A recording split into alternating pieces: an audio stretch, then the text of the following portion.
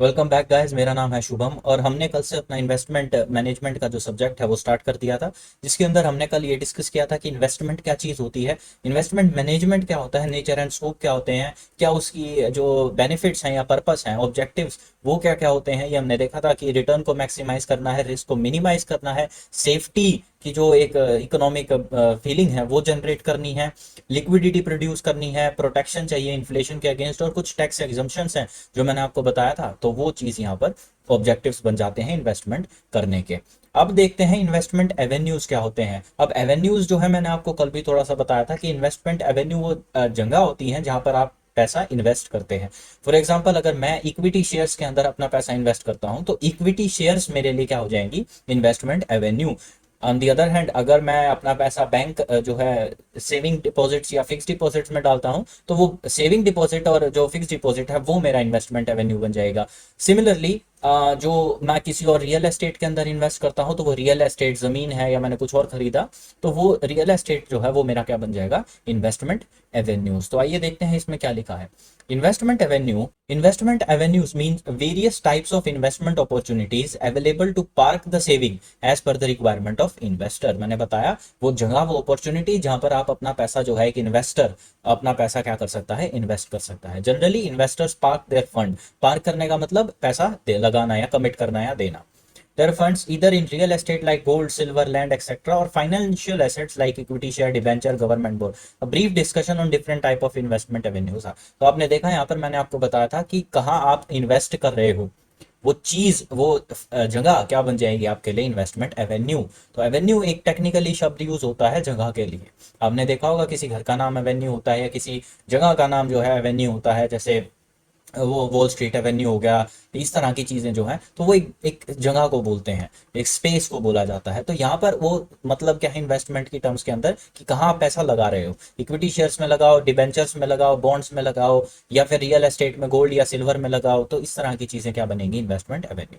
तो equity share के बारे में बता रखा है कि भाई इक्विटी शेयर्स आप खरीद सकते हो। तो ये सारे इन्वेस्टमेंट एवेन्यू आपको नीचे दिए गए हैं। सबसे पहले इक्विटी शेयर के अंदर अपना फाइनेंशियल मार्केट का जो है इंस्ट्रूमेंट है इक्विटी शेयर। क्या होता है इक्विटी शेयर, ये चीज़ आपको अच्छे से पता है, आप अपने ग्रेजुएशन में ये चीज़ करके आए हैं कि एक जो ऑथोराइज्ड कैपिटल है एक कंपनी की, उसको छोटे छोटी डिनोमिनेशन के अंदर डिवाइड किया जाता है। उस चीज़ को बोला जाता है शेयर। शेयर किसका, उस ऑथोराइज्ड कैपिटल का। मान लीजिए किसी कंपनी की 1 लाख रुपए की ऑथोराइज्ड कैपिटल है, उसको अगर वो पर शेयर जो है 100 रुपए में डिवाइड करती है तो वो उसकी जो है 1000 शेयर्स की क्या आ जाती है, अपनी इक्विटी शेयर्स की कैपिटल आ जाती है। तो इस तरह से जो है डिनोमिनेशंस में बांट दिया जाता है कि 1 लाख रुपए को मैं 1000 शेयर 100 रुपए प्रत्येक शेयर के हिसाब से डिवाइड कर दूंगा।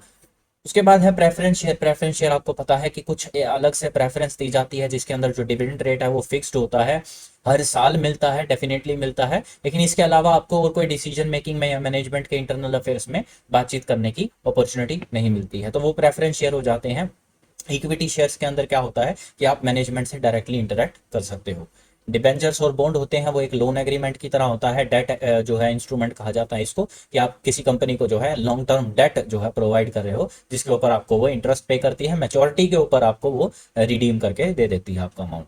उसके बाद आते हैं डिपॉजिटरी रिसीट्स, आपके ग्लोबल डिपॉजिटरी रिसीट्स, जीडीआर जिनको बोलते हैं, और फिर उसके बाद एडीआर जिनको अमेरिकन डिपॉजिटरी रिसीट्स बोलते हैं। ये क्या चीज होती है ये देखते हैं। Global depository receipts are securities in the form of a depository receipt or certificate created by the overseas depository bank outside India and issued to non-resident investor against equity share of foreign currency convertible bond। ये चीज याद रखना है, आपके net JRF exam में भी ये चीज पूछी जाती है। कभी कभार ये फुल फॉर्म ही आ जाएगी एफसीसीबी की, या पूछेंगे कि जीडीआर का पर्पस क्या होता है। तो आइए देखते हैं क्या होता है। देखिए, अब मान लीजिए कोई कंपनी है जो अमेरिकन बेस्ड है, जैसे एप्पल है। आप उसका शेयर कब खरीद पाओगे, जब वहां के आप रेजिडेंट होगे। तो पहले इस तरह की रिस्ट्रिक्शंस थी, क्यों, क्योंकि आप इंडिया के रेजिडेंट हो, वो कंपनी ट्रेड करती है कहाँ पे, अमेरिकन एक्सचेंजेस के अंदर, तो आप यहाँ से वहां पर जो है उसके शेयर्स नहीं खरीद सकते हो। लेकिन जैसे जैसे समय बढ़ता रहा तो ये चीज को कम करने के लिए ग्लोबलाइजेशन के थ्रू तरीके निकाले गए, जिस तरीके का नाम रखा जीडीआर की। इंस्टेड कि हम जो है उसको रेजिडेंट बनाने की कोशिश करें या वो करें, हम क्या करेंगे कि उसको एक मीडियरी इंटरमीडियरी बैंक के थ्रू वो रिसीट प्रोवाइड कर देंगे कि ठीक है भाई, ये एक नॉन रेजिडेंट इंडियन है, ये सॉरी नॉन रेजिडेंट अमेरिकन है या कोई और है, जिसने इस कंपनी के, जो डोमेस्टिक कंपनी है उसके शेयर खरीदे हैं। तो इस तरह से आप जो है फॉरेन करेंसी, फॉरेन कंट्री के शेयर्स भी खरीद पाते हो जीडीआरस के थ्रू, ग्लोबल डिपॉजिटरी रिसीट्स के थ्रू। तो आपको बदले में एक सर्टिफिकेट, एक रिसीट मिल जाती है कि मेरे पास फॉरेन जो है एप्पल कंपनी है या कोई माइक्रोसॉफ्ट है, गूगल है, उसके शेयर्स है मेरे पास। तो उस तरह की चीजें यहाँ पर बताई गई।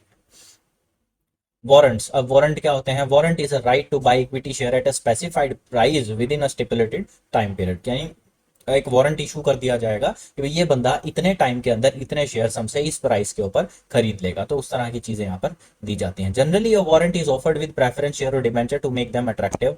अ warrant holder is neither has right to receive dividends nor a voting right before exercising is right. तो आपको ये पता होगा शेयर जो है वो राइट्स होते हैं, उनका दूसरा नाम क्या होता है? राइट्स होता है। क्यों?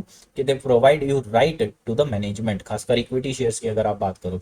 और प्रेफरेंस शेयर में किस चीज का राइट मिलता है? डिविडेंड का राइट। इक्विटी शेयर्स के पास डिविडेंड का एक परमानेंट राइट नहीं होता, वो एक ऑप्शनल राइट है, इस साल मिल रहा है अगले साल नहीं मिल रहा। लेकिन प्रेफरेंस शेयर्स वालों को एक ये राइट मिला हुआ है कि उनको हर साल जो है एक फिक्स्ड अमाउंट के लिए डिविडेंड मिलेगा ही मिलेगा। अगर वो नहीं मिल रहा है तो कंपनी डिफॉल्ट में चली जाएगी। वो चीजें यहाँ पर बताई गई हैं। सिमिलरली डेट डिबेंचर्स हैं, उनका भी इंटरेस्ट देना मैंडेटरी है। वो एक फिक्स्ड राइट है, परमानेंट राइट है। जब तक डिबेंचर मैच्योर नहीं हो जाता, आपको हर साल या जितना भी आपने टाइम इंटरवल फिक्स कर रखा है इंटरेस्ट पेमेंट का, वो आपको पे करना पड़ेगा। फिर डेरिवेटिव्स आ जाते हैं। डेरिवेटिव्स होते हैं कि कैसे इंस्ट्रूमेंट होते हैं जो अपनी वैल्यू किसी दूसरे एसेट से, अंडरलाइंग एसेट से निकालते हैं। जैसे आपको अगर याद हो कि इनिशियली जब ब्रेटन वुड्स एग्रीमेंट से पहले जो अमेरिकन डॉलर थे वो अपनी वैल्यू किससे निकालते थे? गोल्ड रिजर्व से निकालते थे। ये चीज़ आपको शायद पता होगी।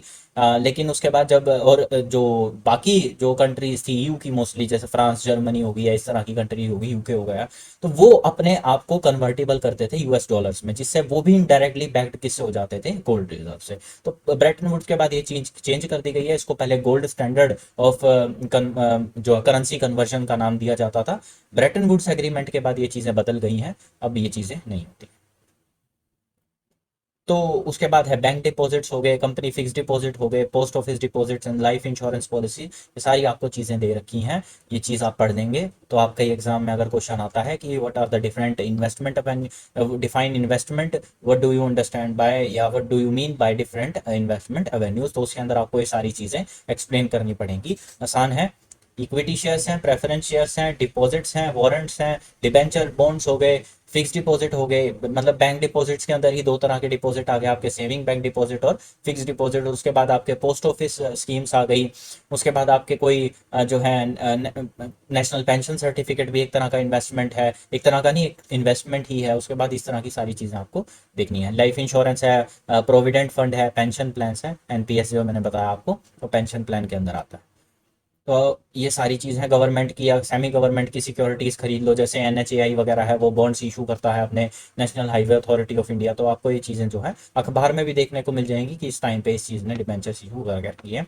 आईपीओज का आपको पता है, अभी पेटीएम जोमेटो वगैरह के आईपीओज वगैरह आए थे, वो सारी चीज़ें यहाँ पे चलती रहेंगी। म्यूचुअल फंड की स्कीम्स होती हैं। म्यूचुअल फंड क्या होता है कि एक पोर्टफोलियो डिवाइस करा जाता है कंपनीज के द्वारा, जिसके अंदर म्यूचुअल का मतलब क्या होता है कि बहुत सारे लोगों का एक इंटरेस्ट, जब एक कॉमन गोल जब हो, ऑब्जेक्टिव हो। तो म्यूचुअल का मतलब होता है ना, म्यूचुअल फ्रेंड्स आप अपने सोशल मीडिया पे देखते हो, तो उसका क्या मतलब है कि ये दोस्त जो है उसका भी है, मेरा अकेले का दोस्त नहीं है, ये दोस्त और दोस्तों का भी दोस्त है। तो फ्रेंड्स ऑफ फ्रेंड्स अगर आप कह लो, तो सिमिलरली म्यूचुअल फंड क्या होता है कि सिर्फ ये फंड मेरा मेरा नहीं है, ये सेम फंड के अंदर इन्वेस्ट बहुत सारे लोगों ने और भी कर रखा है। तो उन सब लोगों की कैपिटल मिल जाती है, और जब उस सारे कलेक्टिव अमाउंट को कहीं अलग अलग पोर्टफोलियोज में जो सिक्योरिटीज डिवाइस की गई हैं उसके अंदर इन्वेस्ट किया जाता है, तो बहुत बड़ा रिटर्न जो है वो मिलता है। तो इंडिविजुअली बहुत अच्छा रिटर्न मिल जाता है। म्यूचुअल फंड आपको आराम से 10-15% का जो है रिटर्न प्रोवाइड कर देते हैं। और जो लो रिस्क म्यूचुअल फंड्स हैं तो उसके अंदर आपको जो है रिस्क भी काफी कम बेयर करनी पड़ती है। उसके बाद रियल एस्टेट्स वगैरह आ गया, आपके प्रॉपर्टी हो गया, गोल्ड हो गया, सिल्वर हो गया, वो सारी बुलियन इन्वेस्टमेंट, बुलियन का मतलब गोल्ड, सिल्वर या कोई भी जो प्रीशियस मेटल होते हैं आपके, वो सारी चीजें यहाँ पर आती हैं। अब आते हैं इन्वेस्टमेंट प्रोसेस के ऊपर कि इन्वेस्टमेंट करने का तरीका क्या है। तो मैंने आपको बताया था कि देखो बहुत बेसिक तरीका क्या था कि मेरे पास कितना पैसा है, मैं कितना लगा सकता हूँ, कितने टाइम के लिए लगा सकता हूँ, रिस्क कितनी बियर कर सकता हूँ, और क्या मेरी एक्सपेक्टेड रिटर्न्स है, मतलब मैं चाहता क्या हूँ उस पैसे से जो जनरेट होगा इससे। वो सारी चीजें यहीं पे ही है, वो देखते हैं क्या है। सबसे पहले डिसाइड करना है मेरा इन्वेस्टमेंट का गोल क्या है, कि मैं क्या चाहता हूं, मेरे को किस चीज के लिए इन्वेस्टमेंट करनी है। क्योंकि ये डिसाइड करना सबसे पहले इसलिए ज़रूरी है क्योंकि उसके बाद आप ये देखोगे कि देखो अपनी ज़रूरतें देखो कि मेरे को क्या है, मान लो मेरे को एक प्लॉट लेना है बड़ा जो है, तो उसके लिए मैं क्या करूंगा, उसके लिए मैं कोशिश ये करूंगा कि मैं किसी छोटे प्लॉट के अंदर इन्वेस्ट करूं, समझे मेरी बात को। ज़मीन के अंदर इन्वेस्ट करोगे तो ज़मीन आगे ले पाओगे, एक म्यूचुअल फंड के अंदर इन्वेस्ट करोगे तो अपने पोर्टफोलियो को एक्सपेंड कर पाओगे। तो आपको अपनी ज़रूरतें समझना ज़रूरी है। अगर आप अपनी ज़रूरतें नहीं समझेंगे तो फिर आप उस तरह की जो सिक्योरिटीज़ हैं या इन्वेस्टमेंट एवेन्यू है वो डिसाइड ही नहीं कर पाओगे। अब मान लो मैंने ये सुन लिया कि मेरे को जो है 200 गज का प्लॉट लेना है, तो मैं कोशिश करूंगा मैं किसी तरह 100 गज का प्लॉट ले लूं, जिसकी वैल्यू आने वाले एक साल के अंदर इंक्रीज हो जाएगी, तो मैं हो सकता है 150 गज का ले पाऊं, एकदम ना ले पाऊं 200 गज का, या मेरे पास इतनी कैपिटल हो उस वक्त कि मैं वो चीज दिखा के कोलेटरल करके एक लोन ले सकता हूं जिससे फिर मैं वो 200 गज का प्लॉट ले पाऊं। इस तरह की जो है नीड्स एंड रिक्वायरमेंट्स, या मान लीजिए मेरे को आने वाले समय में अपना घर बनाना पड़ सकता है, तो मैं आज प्लॉट लेके रख लेता हूँ क्योंकि आने वाले टाइम में उसकी वैल्यू वैसे बढ़ जानी है। इस तरह की सारी चीजें आपको पहले से डिसाइड करनी पड़ती हैं। इक्विटी शेयर आप खरीद रहे हो तो आप क्यों खरीद रहे हो, किस कंपनी के खरीद रहे हो, कितना डिविडेंड आप एक्सपेक्ट कर रहे हो, डेट अगर डिबेंचर्स वगैरह अगर आप जो है वो ले रहे हो तो उसके अंदर कितना इंटरेस्ट आप जो है एक्सपेक्ट कर रहे हो, ये सारी चीज़ें आपको डिसाइड करनी पड़ेगी। उसके बाद जब आपने एक बार ये डिसाइड कर लिया कि मुझे भाई सिक्योरिटीज़ लेनी है, मान लो टाटा की सिक्योरिटीज़ लेनी है, टीसीएस की लेनी है, तो मुझे ये देखना चाहिए, तो ये देखना है कि भाई टाटा की सिक्योरिटी पिछले कुछ टाइम से कितना जो है वो कर रही है, रिप्रोड्यूस कर रही है, या कितना जो है प्रोडक्टिविटी प्रोवाइड कर रही है, एनालाइज करना है उसको अच्छे से। उसके जो फंड्स हैं जो टीसीएस के, वो कितने टाइम से कितने मतलब जो फ्रीक्वेंसी के ऊपर फ्लक्चुएट करते हैं। जब ये हम सारी चीज़ें देख लेंगे तो मुझे जो है पता चलेगा कि कौन सी सिक्योरिटी मेरे गोल के लिए, मेरे ऑब्जेक्टिव के लिए बेस्ट है। उसके बाद है कंस्ट्रक्शन ऑफ पोर्टफोलियो। जब मैंने सिक्योरिटीज एनालाइज कर ली तो उसके बाद मैं अपना पोर्टफोलियो डिसाइड करूंगा। मैंने आपको पोर्टफोलियो कल बताया था कि एक सिक्योरिटी में इन्वेस्ट ना करके अलग अलग सिक्योरिटीज के अंदर अक्रॉस द बोर्ड आप अगर इन्वेस्ट करते हैं ताकि अपनी रिस्क को सेट ऑफ कर सकें, कुछ हाई रिस्क सिक्योरिटीज, कुछ लो रिस्क सिक्योरिटीज, कुछ मॉडरेट रिस्क सिक्योरिटीज, ताकि आपकी जो रिस्क जो डाइवर्जेंस है, सॉरी डेविएशंस हैं, वो आपस के अंदर क्या हो सके, बैलेंस हो सके। हाई रिस्क को लो रिस्क सेट ऑफ कर देगा और ओवरऑल जो आपका एक मॉडरेट रिटर्न है वो मॉडरेट रिस्क के साथ अपने आप बैलेंस होके चलता रहेगा। तो वो कंस्ट्रक्शन आपको करना जरूरी है। कुछ शेयर्स एमआरएफ के ले लो, कुछ शेयर्स सॉरी कुछ हाई रिस्क इक्विटी शेयर्स ले लो, कुछ हाई रिस्क म्यूचुअल फंड्स ले लो, कुछ मॉडरेट रिस्क म्यूचुअल फंड्स ले लो, या फिर कुछ बिल्कुल ही बेसिक जो लो रिस्क चीज़ें हैं जैसे एफडीज हो गया, सेविंग बैंक अकाउंट हो गया, वो चीज़ें ले लो। तो वो सारी चीज़ें आपको यहाँ करनी है। उसके बाद आपको इवेल्युएट करनी है परफॉर्मेंस की, आप जो आपने जो शेयर्स वगैरह खरीदे हैं उनकी परफॉर्मेंस किस तरह की है। तो वो सारी चीज़ जब आप देखोगे तो आपको पता चल जाएगा कि आपके लिए पोर्टफोलियो कौन सा बेटर है। फिर रिवीजन करनी है कि भाई अगर मान लो कोई आपने सिक्योरिटी उसके अंदर ऐसी ले रखी है जो अच्छा परफॉर्म नहीं कर रही है, तो आप उसको क्या करोगे, रिवाइज करोगे, उसको हटा दोगे, उसकी जगह कोई ऐसी सिक्योरिटी लेके आओगे जो अच्छा परफॉर्म करेगी। इस तरह की चीज़ें हैं ये इन्वेस्टमेंट प्रोसेस। मैं एक बार दोबारा रिपीट कर देता हूँ। सबसे पहले आप अपना गोल डिसाइड करो कि मुझे क्या चाहिए, क्या प्रोडक्टिविटी चाहिए, मुझे क्या चीज़ जो है फ्यूचर में कौन सा इकोनॉमिक बेनिफिट चाहिए। वो डिसाइड करने के बाद ये देखो वो इकोनॉमिक बेनिफिट कौन सी सिक्योरिटीज़ मुझे प्रोवाइड कर पाएंगी। फिर वो सिक्योरिटीज़ को एनालाइज करो पिछले 5 साल के, 10 साल के, जैसे मैंने आपको बताया था। उन सिक्योरिटीज का फिर एक पोर्टफोलियो क्रिएट कर लो ताकि आपकी जो रिस्क है वो क्या रहे, वेरिड रहे। आपकी रिस्क ना सारी हाई रहे, ना सारी लो रहे, ना मॉडरेट रहे, वो ओवर द बोर्ड जो है डिस्ट्रीब्यूट हो जाए। उसके बाद आप अपने जो पोर्टफोलियो आपने बनाया है उसकी परफॉर्मेंस कैसी है वो इवेल्युएट करो। क्या जो मैंने सोचा था, जो मेरे गोल्स थे कि भाई मुझे हर साल जो है 2-2.5 लाख रुपए की से जो है पैसिव इनकम जनरेट होगी, वो हो रही है या नहीं हो रही है। अगर हो रही है तो बहुत बढ़िया बात है, रिवीजन मत करो। अगर नहीं हो रही है, कोई एक सिक्योरिटी ऐसी है जो बहुत रिस्की है, जो आपको रिटर्न्स नहीं प्रोवाइड कर पा रही है, तो आप उसको क्या कर लो, चेंज कर दो, स्वैप कर दो किसी दूसरी सिक्योरिटी के साथ। ये आपका जो है इन्वेस्टमेंट प्रोसेस है। तो इसी को नीचे एक्सप्लेन कर रखा है, deciding investment goals, analysis of securities मैंने आपको बता दिया है, construction of portfolio, evaluating performance of portfolio, revision of portfolio. उसके बाद आते हैं tax and transaction cost in investment. अब देखो क्या होता है ना, जब मैंने आपको कल भी बताया था ब्रोकर अपना कमीशन चार्ज करता है, तो वो क्या है कमीशन, वो है ट्रांजैक्शन कॉस्ट। जैसे अगर आपने कभी बुक माई शो के ऊपर, अगर आपको ये नाम पता है, जैसे आप अपनी मूवी थिएटर्स या कोई शो है वगैरह उस चीज़ की टिकट बुक करवाते हो घर बैठे जोमेटो की तरह, तो वो उसके अंदर जब आप टिकट बुक करते हो ना, तो आपको होगा कि भाई टिकट जो है मान लो 150 रुपए की है और मैं 2 जनों की टिकट बुक करवा रहा हूँ, तो मेरे को 300 रुपए पे करने हैं। अगर मैं ऑफलाइन जाके थिएटर से बुक करता हूँ तो 300 रुपए मैं पे करूंगा क्योंकि these are inclusive of taxes. अब लेकिन जब मैं बुक माई शो पे घर बैठे चीज करता हूँ तो उसके अंदर मुझे दिखता है कि मैं 300 की जगह 392 रुपए पे कर रहा हूँ, 392, ऑलमोस्ट 400, मैं 100 रुपए एक्स्ट्रा पे कर रहा हूँ। Why is that?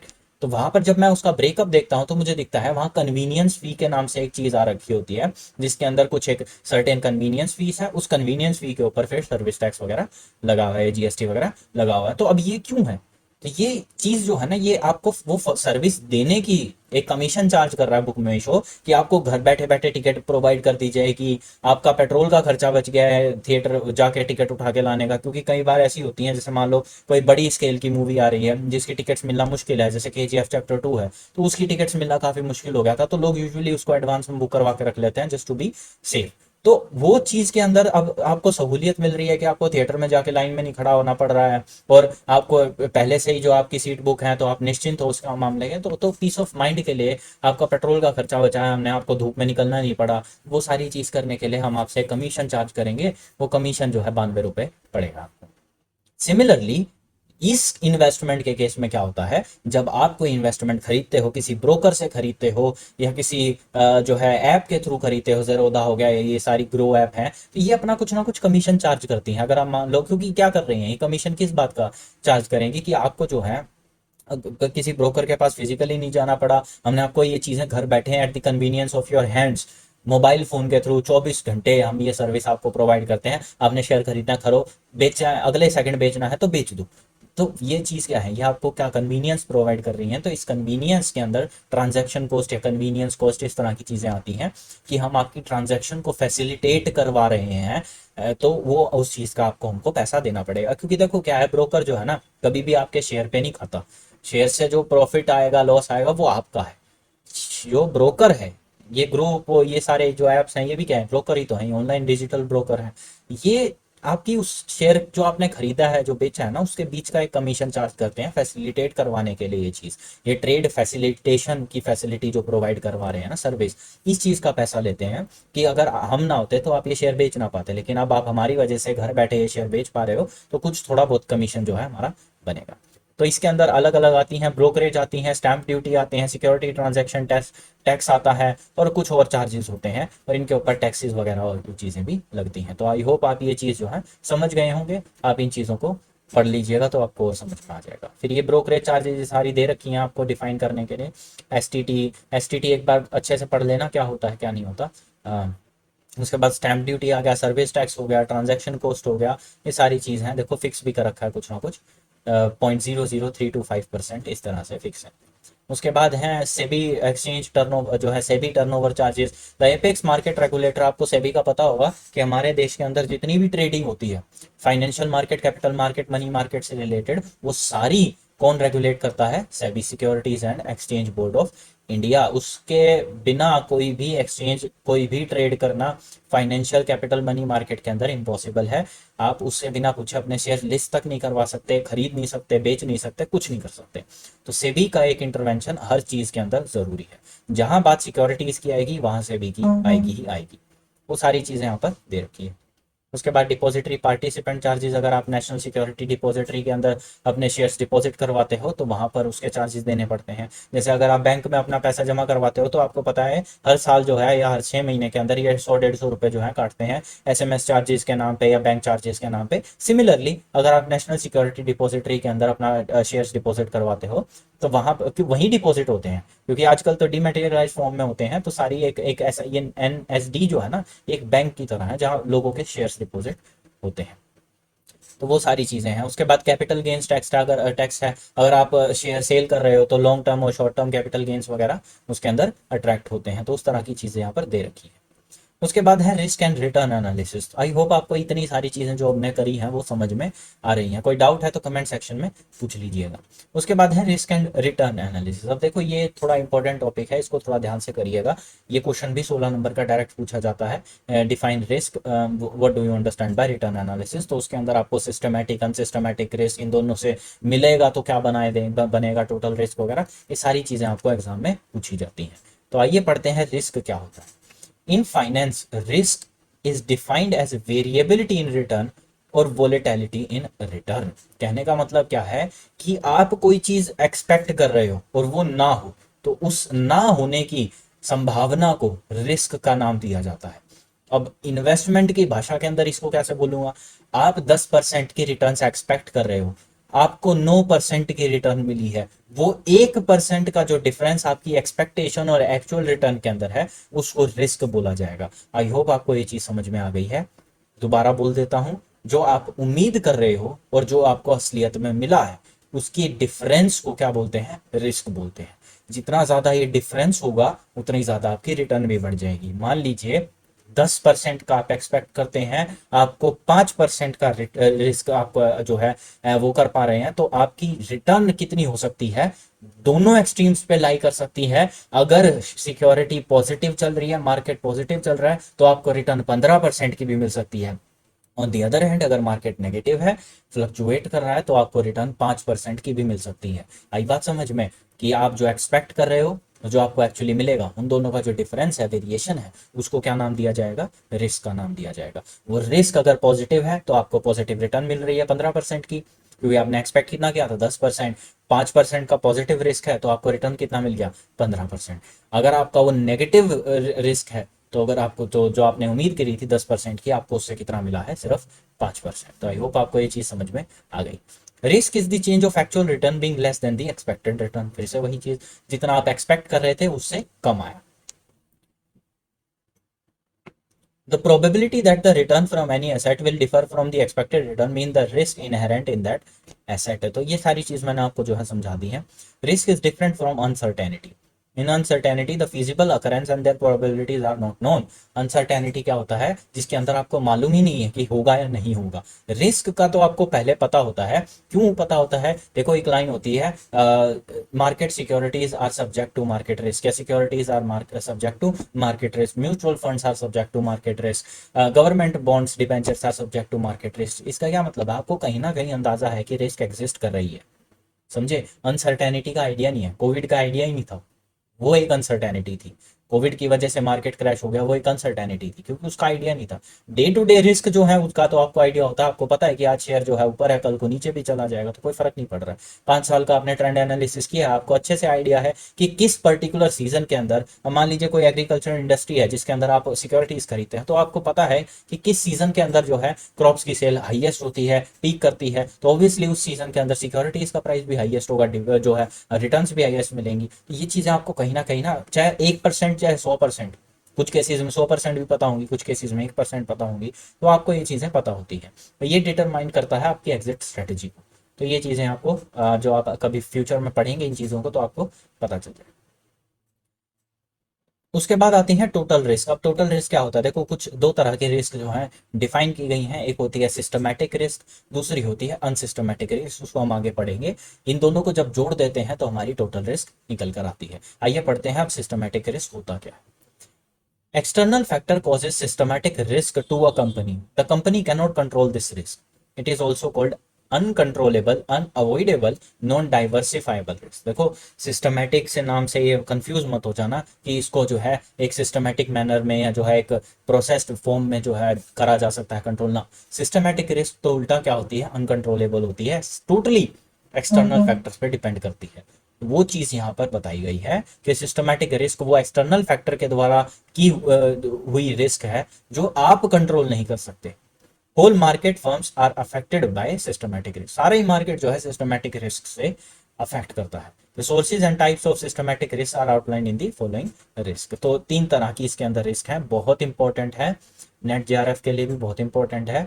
Market risk, interest rate risk और इन्फ्लेशन या परचेजिंग पावर रिस्क, 3 तरह के रिस्क हैं जो मार्केट में किस तरह की फ्लक्चुएशंस आ रही हैं उसको क्या करती हैं, डिटरमाइन करती हैं। सबसे पहले मार्केट की रिस्क कैसी है, देखो the variability of return on a security that arises because of alternating ups and downs, bull and bear जिसको बोलते हैं। आपने देखा होगा शेयर मार्केट में जो है एक बुल का इस्तेमाल किया जाता है क्या दिखाने के लिए, अच्छा पीरियड दिखाने के लिए, ग्रीन पीरियड दिखाने के लिए, और बेयर का इस्तेमाल किया जाता है डिप दिखाने के लिए कि भाई अब जो है वो नीचे आ गया। क्योंकि ये किस लिए किया गया, ये इसलिए किया गया, देखो एक इनहेरेंट कॉज है इस चीज के पीछे। जो बुल है वो उसकी जो प्रवृत्ति होती है, अगर आपने देखा हो तो वो अपने जो सींग है उसका इस्तेमाल करता है चीजों को ऊपर फेंकने के लिए। आपने कभी भी ये चीज नोटिस करी होगी, बुल जो है वो नीचे से ऊपर की तरफ जो है चीज़ों को फेंकता है, वो अपने सर को नीचे करता है एंड देन इस तरह से अटैक करता है। तो जो चीज़ वो चाहे इंसान हो चाहे कोई और हो, तो उस चीज़ को हवा में उछाल देता है।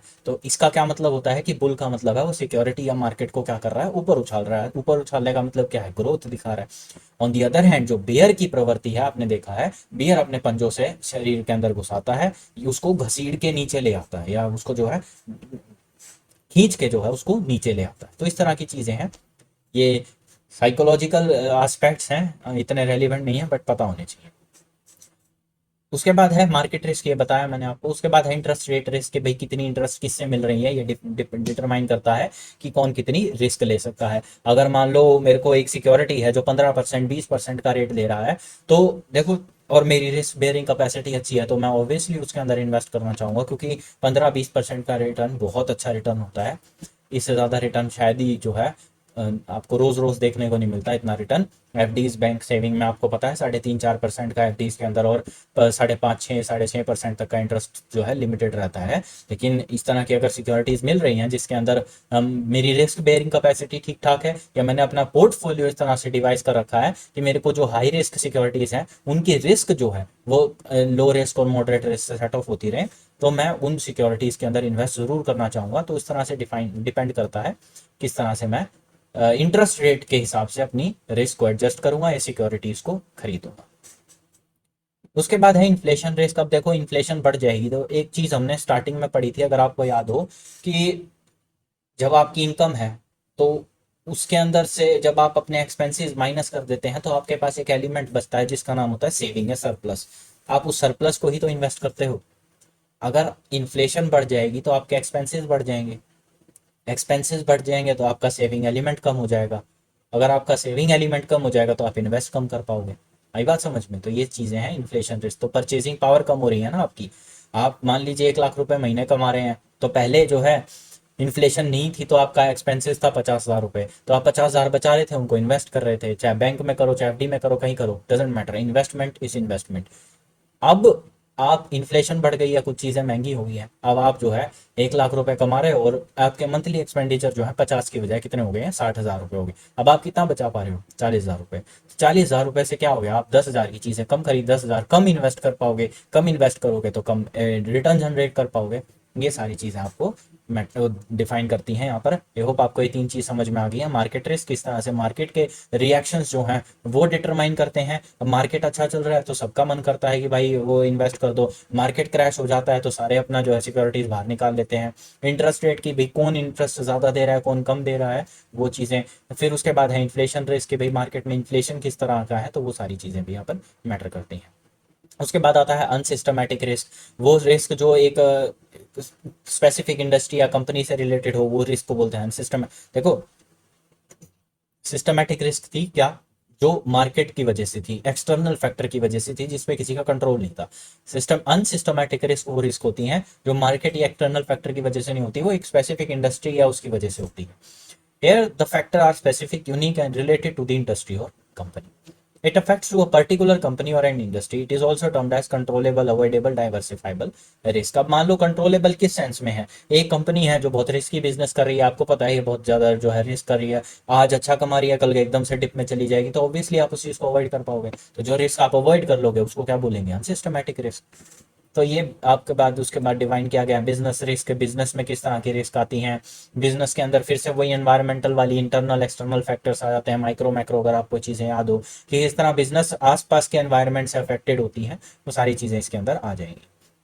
फाइनेंशियल रिस्क आ जाती है, वही डेट कैपिटल कितनी है, इक्विटी कैपिटल कितनी है, कितने इस साल अगर कोई चीज़ रिडीम करनी है तो ऑब्वियसली आप जो है इस साल शायद डिविडेंड नहीं दे पाओगे। तो कुछ इस तरह के फैक्टर्स हैं, तो वो सारी चीज़ें यहाँ पर देखनी पड़ेगी। अब आते हैं मेजरमेंट ऑफ रिस्क के ऊपर, कि भाई रिस्क को मेजर किस तरह करेंगे। मैंने आपको बताया था रिस्क का अंदाजा होता है, अनसर्टेनिटी तो बिल्कुल ही नहीं पता कि होगा या नहीं होगा, वही कंटिजेंट सिचुएशन है। रिस्क का आपको पता होता है कि भाई इतनी रिस्क तो होनी ही होनी है। तो अब उसको कैलकुलेट कैसे करना है ये चीज़ यहाँ देखेंगे। कैलकुलेट करने के अलग अलग तरीके हैं, वो चीज़ भी पढ़ेंगे। Risk is often associated with the dispersion in the likely outcomes. मैंने फिर से रिस्क तो डिफाइन बता ही दिया उसको। भाई आप जो उम्मीद कर रहे थे और जो आपको मिला है उसके अंदर जो डिफरेंस है, उस डिफरेंस को बोला जाता है risk. Dispersion refers to variability, वो वेरिएशन, वेरिएबिलिटी, डिस्पर्जन, जो लेस एक्सपेक्टेड रिटर्न, तो वो सारी चीज़ें जो है ये रिस्क का ही नाम है. It is assumed to arise out of variability which is consistent with the definition of risk as the chance that the actual outcome of an investment will differ from the expected outcome. तो ये क्या है, एक chance है कि आप जो उम्मीद कर रहे हो उससे आपके एक्चुअल जो आउटपुट है, आउटकम है, वो कितनी अलग होगी. तो इसके अंदर आप नॉर्मल प्रोबेबिलिटी फंक्शंस लगाएंगे, स्टैंडर्ड डेविएशंस लगाएंगे, तो आपको वहां पर अच्छा सा आइडिया हो जाएगा. कोरिलेशन, रिग्रेशन, ये सारी चीज़ें जब आप करोगे ना, तो आपको अच्छा आइडिया हो जाएगा कि भाई इस शेयर के अंदर इतनी रिस्क तो है. तो उसके बाद है, देखो, if an asset return has no variability it has no risk. अगर किसी के एसेट की रिटर्न के अंदर कोई वेरिएबिलिटी नहीं है, जैसे सेविंग बैंक अकाउंट का एग्जांपल ले लूँ, तो 3.5% का इंटरेस्ट रेट सालाना मिलता है. आज भी मिलेगा, कल भी मिलेगा, परसों भी मिलेगा, 2 साल बाद भी मिलेगा, 3 साल बाद भी मिलेगा, वो मिलता रहेगा, वो कांस्टेंट है. चेंज कहाँ आएगा, जब जब आरबीआई उसको चेंज कर देगा, विच इज लॉन्ग टर्म. तो वो आप जो है वो अनसर्टेन है, वो नहीं बता सकते आप. तो वो चीज़ें हैं. For example 1 year treasury bill purchase to will 10% and held maturity will yield 10%. तो क्या है, 1 साल का आपने ट्रेजरी टी बिल खरीद लिया है जो 1 साल में मैच्योर होगा. 1 साल के अंदर मैच्योर होने के बाद आपको 10% प्रिंसिपल अमाउंट प्लस 10% का इंटरेस्ट ईल्ड करेगा. तो वो बदलेगा नहीं. वो आपको पता है 1 साल बाद आपने 1 लाख रुपए का टी बिल खरीदा, आपको 1,10,000 रुपए मिलेंगे ही मिलेंगे. आपने जितनी उम्मीद करी थी उतनी आपको मिल गई. तो यहाँ पर क्या है, रिस्क नहीं है. A government will not make any default, so it is risk-free security. There are two measures to precisely measure risk: standard deviation and coefficient of variation. जब हमने statistics पढ़ा था तो आपको पता है standard deviation क्या होता है. क्या होता है standard deviation? जितना आप रिटर्न उम्मीद कर रहे हो, देखो यहाँ पर रिटर्न की बात की जाए, standard deviation एक्चुअली क्या था, मीन से कितना डेविएशन है. कि आप जो एक, मान लीजिए क्लासरूम में 10 बच्चे हैं, 10 बच्चों ने जो है मीन मार्क्स जो है स्कोर करे हैं 50 नंबर 100 में से. तो हर बच्चे का जब मैं उस 50 में से नंबर एक्चुअली माइनस करके देखता रहूंगा, वो जो डिफरेंस क्रिएट हो जाएगा वो क्या है, हमारा स्टैंडर्ड डेविएशन. यानी कि मीन मार्क्स से कितना वेरिएशन है हमारा, वो चीज डिफाइन. अब यहाँ पर वो मीन मार्क्स की वजह क्या है, मीन रिटर्न की, जितना रिटर्न आपने एक्सपेक्ट किया था उससे कितना डेविएशन है, वेरिएशन है, वो चीज बता देगा आपको क्या, स्टैंडर्ड डेविएशन.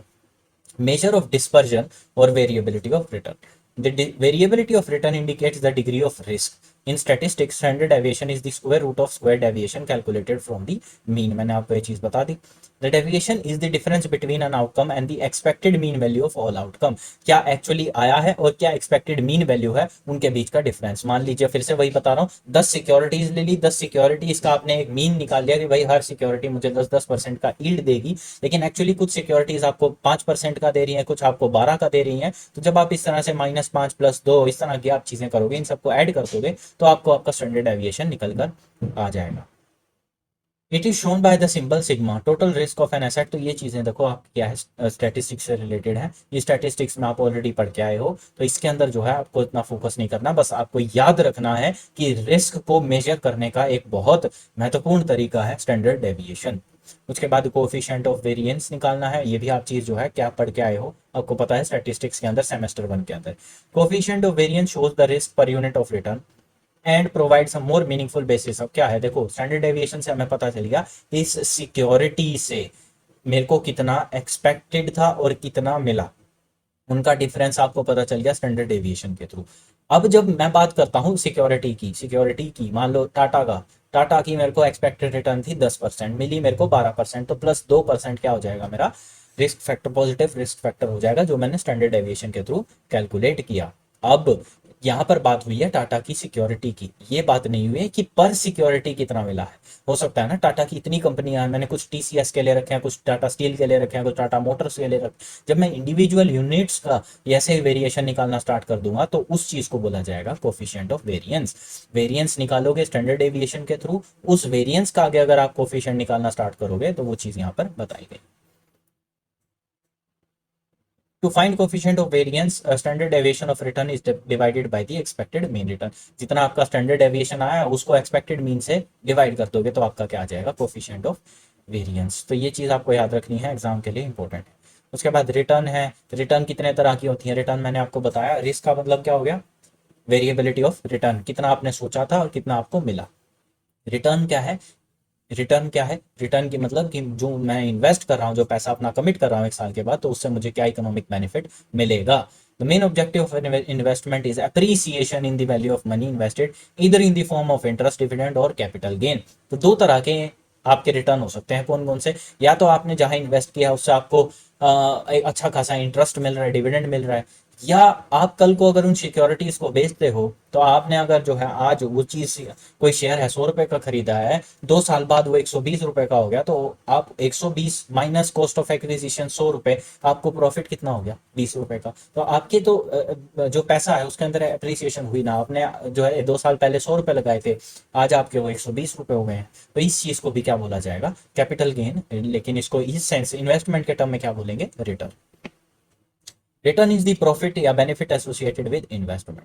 तो टोटल रिटर्न है, टोटल रिटर्न का मतलब है कि भाई देखो ये फॉर्मूला दे रखा है, any income received in the form of plus difference between selling and buying multiplied by 100 divided by price, buying price of asset. तो बहुत देखो ये कंफ्यूज मत हो, सिंपल सी बात है, कितना इंटरेस्ट मिला ऐड कर दो कितने में वो शेयर बिका। जैसे इसको देखो इस तरह से समझो, मैं ये चीज समझाने की कोशिश करता हूँ। ये देखो, मान लीजिए एक शेयर है जो मैंने 100 रुपए का खरीदा, सॉरी एक सेकेंड, जो मैंने कितने का खरीदा? 100 रुपए का खरीदा, जो मुझे हर साल कितने देगा? 10% का डिविडेंड या इंटरेस्ट जो है यील्ड करके देगा। अब टोटल रिटर्न कैसे निकालनी है वो देखते हैं। हुआ ये कि भाई 2 साल बाद क्या हो गया, ये एक साल 10%, उसके बाद जो है फिर 10%, तो मेरे पास टोटल जो है 20% का क्या हो गया? इंटरेस्ट हो गया 2 सालों के अंदर।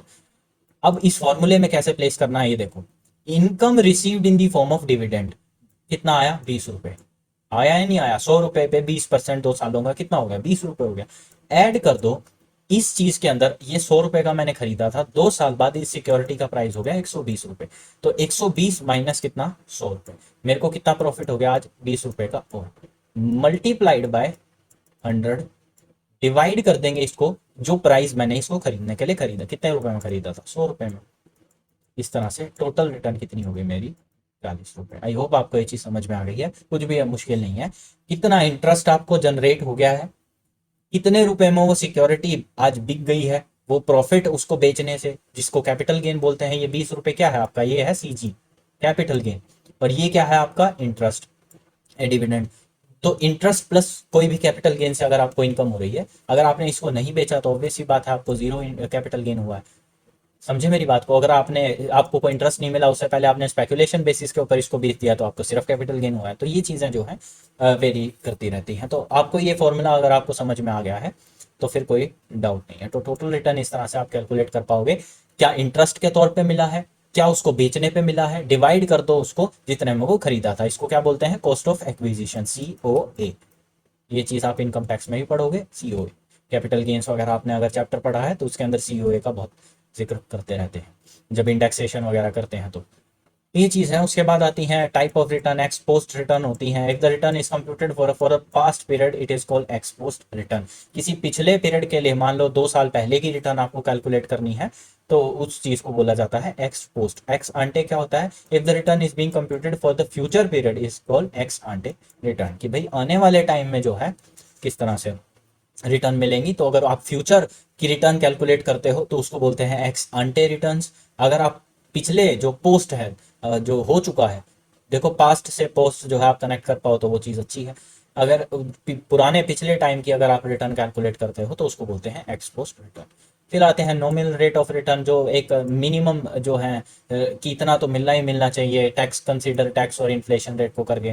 फिर रियल रेट ऑफ रिटर्न आ जाता है, जो एक्चुअली में उसको मिल रहा है या नहीं मिल रहा। फिर इफेक्टिव रेट ऑफ रिटर्न है कि अगर आप काफ़ी टाइम के बाद कंपाउंडिंग करते करते आप देख रहे हो लॉन्ग टर्म के अंदर, तो फिर कितना इफेक्टिव रिटर्न मिला है। इफेक्टिव रिटर्न का मतलब टेक्निकली होता है कि एक साल में आपको 10% मिला, अगले साल आपको जो है 9% मिला, उसके अगले साल आपको मान लो 12% मिल गया, फिर आपको जो है 8% मिल गया। तो इस तरह से जब आप देखते जाओगे ना, तो इन सबको जो है डिवाइड कर दो 4 से, 4 साल है ना, तो आपको क्या आ जाएगा? इफेक्टिव रेट ऑफ रिटर्न की टोटल मेरे को जो है कितना रेट मिला है। उसके बाद ये तो खैर इसका जो है effective average rate of return हो जाएगा। अगर आप इसको सिंपली ऐड कर देते हो तो जैसे यहाँ पे मैंने करा था 10 + 10 total effective rate of return 2 साल के लिए कितना हो गया? 20% का। सिंपली ऐड कर देना उसको, वो चीज़ यहाँ पे। पोर्टफोलियो रिटर्न है। उसके बाद रिस्क रिटर्न एनालिसिस है। ये देखो, ये देखो, अब वो ये सेम वो चार्ट है। यहाँ देखो जितना ज़्यादा आप रिस्क लेते जाओगे उतना रिटर्न आपका बढ़ता जाएगा, सिंपल सी बात। रिस्क रिस्क रिस्क है, देखो इस चार्ट पे रिस्क है कि जितना रिस्क बढ़ता जा रहा है आपका उतना ही क्या होता जा रहा है, रिटर्न भी बढ़ता जा रहा है। बहुत सिंपल सी बात है, जितना रिस्क बढ़ेगा उतना रिटर्न बढ़ेगा, इट्स दैट सिंपल। तो यहाँ पर जो है आपके बैंकिंग जो है सेविंग बैंक आ जाते हैं, फिर एफडी आ जाते हैं, फिर रियल एस्टेट वगैरह आ जाते हैं, फिर बुलियन वगैरह गोल्ड वोल्ड आ जाता है, उसके बाद फिर म्यूचुअल फंड्स आ जाते हैं, फिर प्रेफरेंस डेट इंस्ट्रूमेंट्स वगैरह आ जाते हैं, फिर जो है हाईएस्ट रिस्क की क्या होते हैं, इक्विटी जो है शेयर्स हो गए या इक्विटी लिंक्ड म्यूचुअल फंड्स हो गए जो सिर्फ इक्विटी पे फोकस करते हैं। तो इक्विटी शेयर कैपिटल जो है one of the most risky capital मानी जाती है, लेकिन एट द सेम टाइम वो आपको रिटर्न्स भी सबसे ज़्यादा प्रोवाइड करती है। ये आपकी चीज़ें यहाँ पर दे रखी है। तो ये कुछ रिटर्न वगैरह का चार्ट दे रखा है कि ये देखो इकोनॉमिक कंडीशन है, अलग अलग इकोनॉमिक कंडीशंस के अंदर किस तरह रिटर्न्स और क्या प्रोबेबिलिटी रही है, उस प्रोबेबिलिटी के चलते क्या एक्सपेक्टेड रिटर्न है। तो ये चीज़ यहाँ पर बताई गई है। 6% का रिटर्न है, प्रोबेबिलिटी है 0.10 की, तो टोटल कितना हो गया, इसको आपस में मल्टीप्लाई करके पी एक्स देखो, तो ये चीज़ आपकी आ गई आपके यहाँ। तो ये चीज़ यहाँ पर आप करोगे तो आपको पता चल जाएगा। तो आई होप इसके अंदर ज़्यादा जो है मुश्किल की बात नहीं है, ये आपका एक्सपेक्टेड रिटर्न आ जाएगा, टोटल कर देंगे 6 मल्टीप्लाई 0.10, 7 मल्टीप्लाई 0.25, 8 मल्टीप्लाई 0.30, सिर्फ मल्टीप्लाई करना है और कुछ है नहीं। जितनी रिटर्न है, क्या प्रोबेबिलिटी है उस रिटर्न के आने की, तो आपको एक्सपेक्टेड रिटर्न मिल जाएगी। समझे मेरी बात को, रिटर्न कितनी देना चाह रहे हैं और क्या आपकी जो प्रोबेबिलिटी है कि आ सकती है या नहीं आ सकती, वो 10% की प्रोबेबिलिटी है, 6% का रिटर्न है, आपस में मल्टीप्लाई कर दो तो आपको 6% का एक्सपेक्टेड रिटर्न जो है मिल जाना चाहिए। तो वो सारी चीज़ें यहाँ पर देखिए। सिमिलरली कंपनी वाई की हैं अलग अलग इकोनॉमिक कंडीशंस के अंदर अलग अलग जो है, इसको आप मल्टीप्लाई कर दो। इन दोनों को जब आप देखोगे आपस के अंदर, इन दोनों को अलग अलग इकोनॉमिक कंडीशन को, इसको बोला जाएगा कोफिशिएंट ऑफ वेरिएशन। इनके अंदर क्या है, अब आप एक चीज के अंदर नोट करेंगे कि देखो इसके अंदर एक इकोनॉमिक कंडीशन के अंदर रेट कम जो है, प्रोबेबिलिटी सॉरी रिटर्न का परसेंटेज कम था, प्रोबेबिलिटी उतनी है जितनी ऊपर थी, लेकिन आपको टोटल अगर देखोगे एक्सपेक्टेड रिटर्न तो दोनों का बिल्कुल सेम आ रहा है। यहाँ पर देखो 4 6 8 10 12 है, यहाँ पर 6 7 8 9 10 है। तो आप अगर देखोगे तो ये चीज आपको जो है कंपनी ए ज्यादा स्टेबल नजर आएगी। यहाँ पर एकदम बिल्कुल 4 है, फिर एकदम 12 है, यहाँ पर 6 है 10 है। तो आप देख रहे हो वेरिएशंस जो है रिटर्न के अंदर, वो कंपनी ए के अंदर एक्स के अंदर जो है आपको स्टेबल ज्यादा दिखाई देंगी in comparison with company Y. तो ये यही पूछना चाह रहे हैं कि क्या in the above example expected mean in both is 8%, company X return varies while company if some investor look in only return he can invest in either as mean return is 8% in, but to find risk standard deviation is applied। अब देखो यहाँ पर क्या है, अगर expected returns देखो तो दोनों कंपनी जो है 8% का आपको रिटर्न दे रही है। तो आप एक बार ही देख के तो है किसी में भी इन्वेस्ट कर लो। जैसे मैंने यहाँ पर जो है इंस्टेड ऑफ एक्सपेक्टेड रिटर्न देखने के मैंने देखा स्टेबिलिटी कितनी है। तो यहाँ पर जो है आप अलग अलग जो है तरीके क्राइटेरिया सेट कर सकते हो पोर्टफोलियो जज करने के लिए। अब क्या है स्टैंडर्ड डेविएशन निकालने का, यहाँ पर इकोनॉमिक कंडीशन देखो, पहले एक्स की हमने रिटर्न लिख ली, प्रोबेबिलिटी लिख ली, एक्सपेक्टेड रिटर्न अब क्या है आर माइनस एक्सपेक्टेड रिटर्न। तो देखो हमारा आर क्या आया था 8, 8 जो है इससे ऐसे ऐसे माइनस करते रहेंगे ना, 8 जो है देखो इसके अंदर से, तो ये क्या आ जाएंगे हमारे डेविएशन। तो ये आपको पता है, इसका स्क्वायर कर देंगे तो ये 4 1 0 0, उसके बाद फिर वेरिएंस निकाल देंगे। वेरिएंस कैसे आएगा, इसको मल्टीप्लाई कर देंगे प्रोबेबिलिटी के साथ।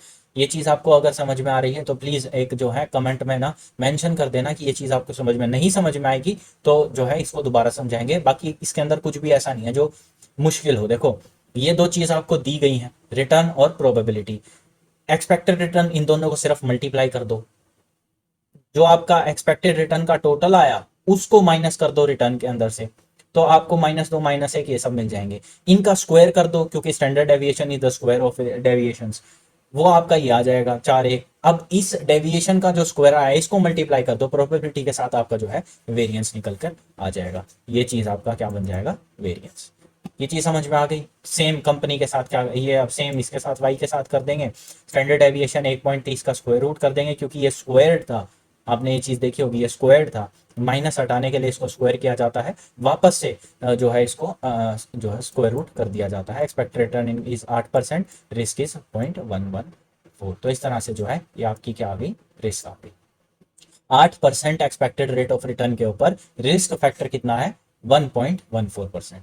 सिमिलरली वाई के साथ कर देंगे तो इसका आ जाएगा 2.19%। अब मुझे बताओ रिस्क कितना है 1.14%, रिटर्न कितना है 8%। सेम रिटर्न के ऊपर कम रिस्क मिल रहा है कौन सी कंपनी में, कंपनी एक्स में। किस में इन्वेस्ट करना चाहिए, कंपनी एक्स में, बस सीधी सी बात है। Company X return is whereas 2 the standard deviation help to measure, तो so an investor prefer company X for investment. भाई 8% एक्स दे रही है, 8% वाई दे रही है, वाई के अंदर 2.19% का रिस्क है, एक्स के अंदर वही रिटर्न के ऊपर सिर्फ 1.14%। तो रिटर्न देखो ना कितना फर्क है इन दोनों के अंदर, लगभग लगभग 1% का फर्क है। तो सेम रिटर्न के ऊपर मैं फालतू में 1% की और जो है रिस्क क्यों लूँ। तो मैं किस में इन्वेस्ट कर दूंगा, एक्स के। तो आज के लिए इतना ही बहुत है, आगे हम टाइम वैल्यू ऑफ मनी करेंगे। तो ये चीज़ जो है ना आपकी आसान है बहुत, इसमें कुछ भी है नहीं। तो ये कर लेंगे हम अपने आने वाले लेक्चर्स के अंदर। आई होप आपको जो है आज की सारी चीज़ें समझ में आई हैं। कोई डाउट है तो प्लीज़ कमेंट सेक्शन में मेंशन कर देना, नहीं है तो थम्स अप वगैरह लाइक वगैरह दे दिया करो, और उससे फिर हमको जो है मोटिवेशन वगैरह मिलती है। तो ये सारी चीज़ जो है हमने कर ली है। आपकी यूनिट 1 जो है अब कितनी रह गई है एक बार देख लेते हैं। यूनिट 1 आपकी जो है हमने कर लिया यहाँ तक रिस्क रिटर्न। अब आपके 2 चैप्टर्स बचे हैं यूनिट 1 के अंदर, ये हम कल ख़त्म कर लेंगे। उसके बाद आपकी यूनिट 2 भी कल ही स्टार्ट कर देंगे डायरेक्टली, क्योंकि स्ट्रक्चर ऑफ कैपिटल मार्केट वगैरह ये सारे आसान आसान से फिर से चैप्टर आ जाते हैं। कैपिटल मार्केट इंस्ट्रूमेंट क्या होते हैं, सिक्योरिटी ये जो भी बताया, equity share, preference share, debentures, ये सारी चीज़ें यहाँ पर पढ़नी है। New issue primary market IPO वगैरह क्या होते हैं, फिर एफपीओ वगैरह क्या होते हैं, इसके अंदर पढ़ेंगे आईपीओ एफपीओ वगैरह। फिर जो है सब्सीक्वेंट जो है पब्लिक ऑफर एसपीओज वगैरह, तो वो सारी चीज़ें यहाँ पर जो है पढ़ेंगे। तो चलो मिलते हैं अपने अगले लेक्चर में, तब तक के लिए ख्याल रखो, पढ़ते रहो, साथ साथ रिवीजन जो है अपनी जारी रखो।